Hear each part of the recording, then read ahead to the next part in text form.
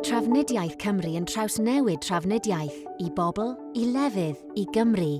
Gyda chontractau blynyddol gwerth 50 miliwn o bunnau a 194 miliwn o bunnau i wella un gorsafoedd, rydyn ni'n annog busnesau bach a chanolig yng Nghymru i ymuno â ni ar y daith wrth i ni ddechrau ar gyfnod newydd a chyffroes i'r rheilffyrdd yng Nghymru a'r gororau.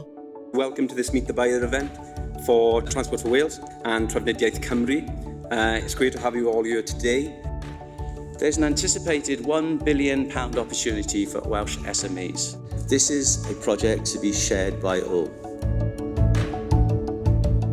Mae'r masnachfraint yn cwmpasu ardal enfawr, gan gynnwys rhan parthau pwysig y gororau sy'n cysylltu gogledd a de Cymru at ei gilydd. It would have been easy to choose a venue in one of the major cities with a corporate feel and run by a large business, but that simply would not have met the TFW ethos of ensuring that the forthcoming tender opportunities are accessible for SMEs throughout Wales.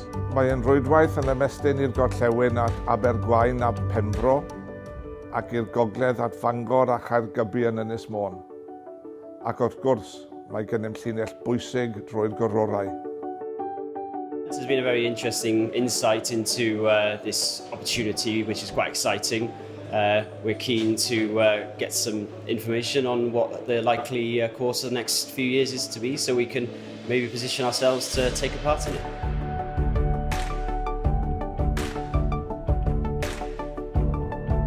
Yeah, so this is the first time I've been to one of these events. The presentation was very good, it's very informative.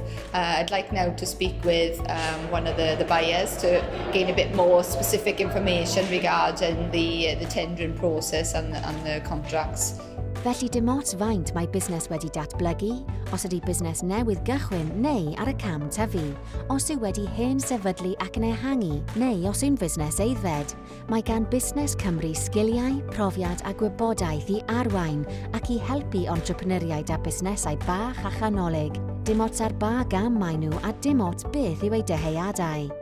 It's to support the statements you've just heard in terms of the general aims of the project on behalf of the SME population. Mae gennym rester enfawr. Cannoedd o eitemau bydd angen I prynu, ac rydym am dreulio amser I wneud hwn yn gywir. Rydym yn edrych am gyflenwyr o safon dda, ac rydym hefyd eisiau I wneud mor hawdd a phosib I chi wneud cais. Felly fydd pob math o gyfleoedd ar gael, o wasanaethau recriwtio ac adnoddau dynol, gwasanaethau cyfreithiol, gwasanaethau glanhau a phob math o pethau, fel deunydd ysgrifennu ac elfennau gwahanol.